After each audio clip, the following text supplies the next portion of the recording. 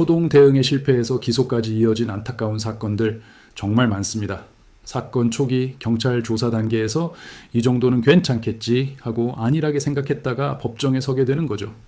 마치 몸이 조금 아플 때 병원 가기 귀찮아서 미루다가 큰 병으로 키우는 것과 같아요. 법률 문제도 마찬가지입니다.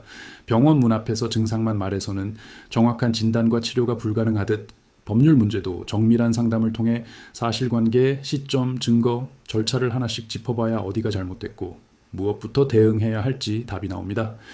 저희는 상담할 때부터 이 사건이 정말 해결 가능한지, 특히 민사소송이라면 소송에서 이기는 걸 넘어 실제로 돈을 받아낼 수 있는지, 즉 실제 회수 가능성을 가장 먼저 따져봅니다.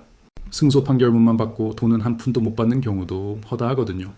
그래서 소송 설계 단계부터 채권 추심, 재산 조사, 강제 집행까지 전부 고려해서 그림을 그립니다. 단순히 서류만 보고 판단하는 게 아니라 2009년부터 쌓아온 실무 경험을 바탕으로 사건의 전체적인 흐름을 보는 거죠.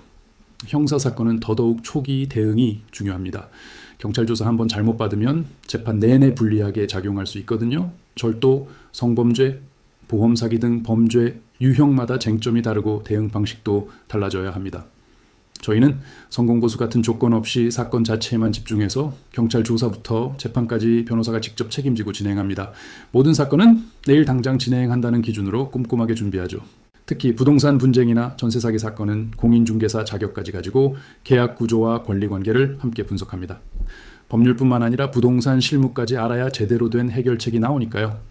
가사 사건, 예를 들어 이혼이나 재산 분할 같은 경우는 당장의 감정 싸움에 휘둘리기보다 앞으로의 분쟁 가능성까지 고려해서 장기적인 관점에서 설계하는 게 중요하고요.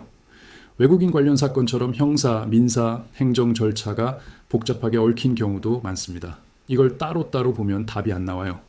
저희는 처음부터 하나의 사건 흐름으로 종합해서 검토하고 상담부터 조사, 소송, 집행까지 변호사가 직접 챙깁니다.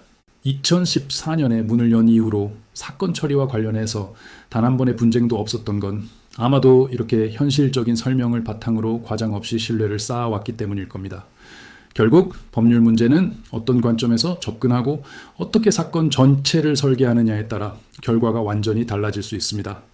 오늘 말씀드린 기준으로 형사, 민사, 가사, 부동산, 행정 전반을 다루는 곳이 바로 법률사무소 아신입니다. 변호사 상담이 필요하시면 본 영상의 설명글을 참고해 주세요.